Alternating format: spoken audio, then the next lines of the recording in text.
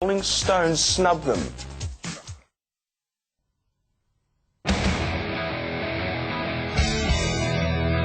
Now, you obviously had a child last year as well. Has that, you've probably been asked this question a million times, has that sort of influenced the album, you think? Well, you know, when you have a kid, it just changes everything about your life, you know. It changes the way you feel.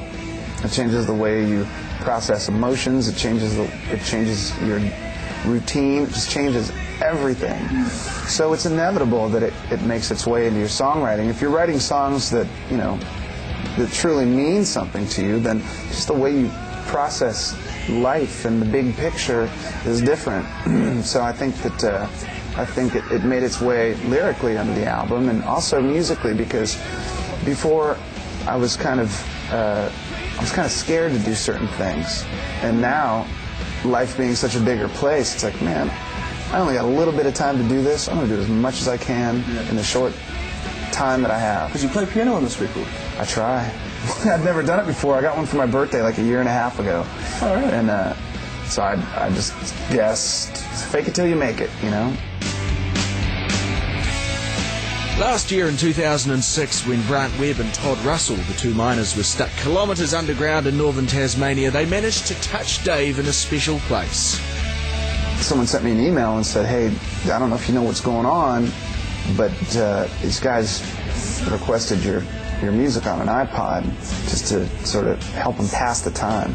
I was really moved. It really made me think differently about what we do, that maybe what we do is more than just bouncing around on a stage after a couple beers. Like, maybe it's a little deeper and more meaningful than that. You know, it is to me. It always has been. But when you hear someone else feels the same way. So Brant came to the gig that we played here in Sydney, and the night before I wrote this little tribute to him, and I played it for him at the gig. And then afterwards we had a couple beers, and you know, I just want to pay respect to those guys who, they seem really good dudes, you know.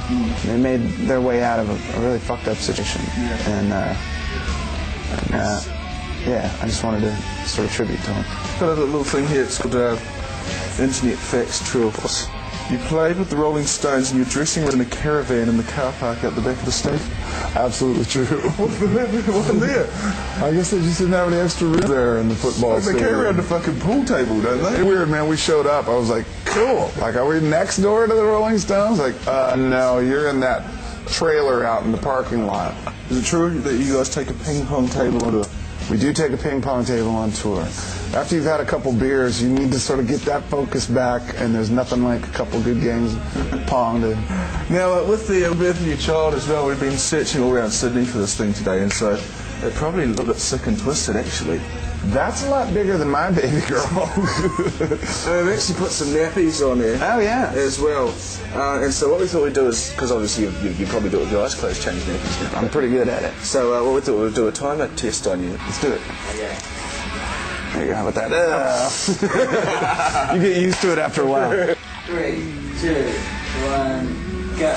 Dave Grohl, changing nappies, professional at this. Has spent the past year. It's true. No, we actually bought the small mini one, so it's kind of hard to... Yeah, it doesn't really fit too well. You're doing well there. You're doing well. You know, you gotta get your thing Oh, out. look at that. Chris, time. 16, 17 seconds. Nothing wrong with that, you know? Fucking beautiful. But it's easy with something that doesn't move, because usually they're kind of doing this when you're trying to get it done, and you know, it's like wrestling a crocodile or something. That was well worth the $24 that we spent on it too.